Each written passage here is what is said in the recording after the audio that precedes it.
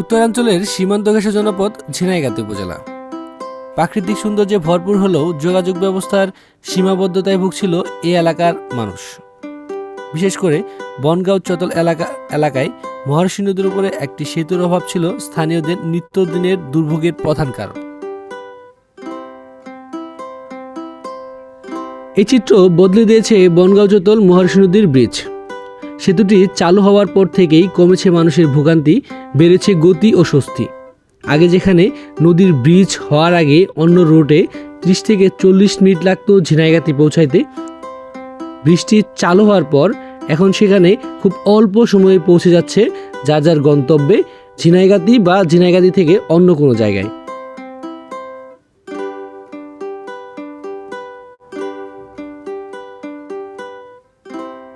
চতল এই ব্রিজটি এই এলাকার জন্য, বনগাঁও থেকে ঝিনাইগাতি যাওয়ার জন্য বা চতলের নদীর ওই পাশ থেকে ঝিনাইগাতি যাওয়ার জন্য যে সময়টা লাগতো, এই বৃষ্টি হওয়ার পরে ঝিনাইগাতি যাওয়ার সময় এবং কি দূরত্ব দুটি কমেছে।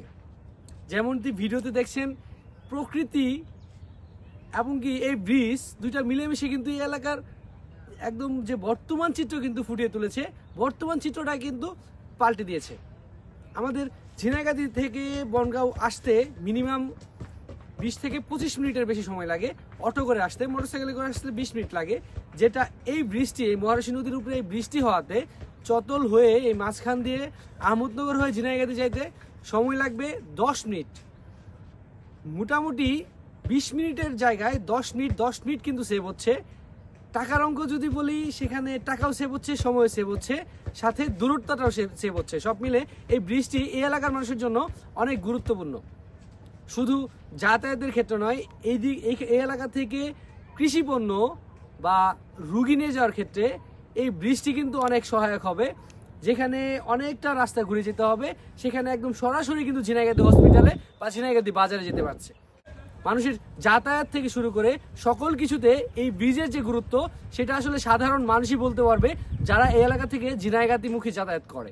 তাদের জন্য ঝিনাইগাতির মহারশী নদীর উপরে চতল ব্রিজটি খুবই গুরুত্বপূর্ণ বা এই এলাকার মানুষের জন্য খুবই গুরুত্বপূর্ণ তাৎপর্য বহন করে।